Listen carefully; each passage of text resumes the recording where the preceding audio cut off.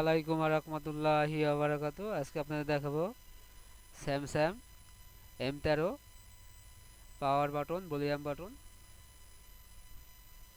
সমস্যা। আমরা পাওয়ার বাটনের ভলিউম বাটন যাব। স্যামসাং M13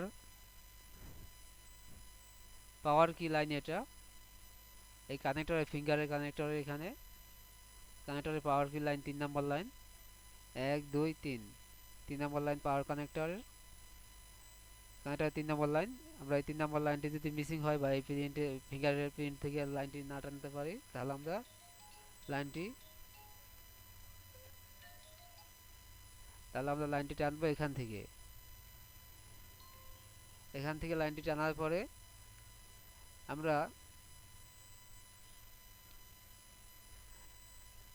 যদি এই লাইনটি মিসিং থাকে তাহলে আমরা এখান থেকে টানবো। আর যদি আমরা পাওয়ার ভলিউম ডাউন বাটনের লাইন আমরা এখান থেকে টানতে পারি। এই রেজিস্ট্যান্স এখান থেকে এসএমডি রেজিস্ট্যান্সের এই পর্যন্ত লাইনটি আছে। আমরা ভলিউম আপ বাটনের লাইনটি এখানে পাবো। যে এখান থেকে লাইনটি মিসিং হয় আমরা এখান থেকে পাবো।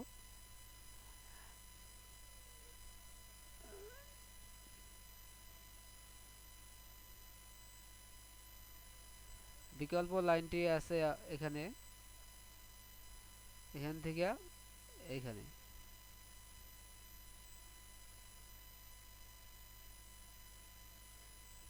অনেক সময় ফিঙ্গারে লাইনটি ছিঁড়ে যাওয়ার কারণে লাইনটি সমস্যা হয়, ক্ষতিগ্রস্ত হলে তখন আমরা এখান থেকে লাইনটি টানতে পারি।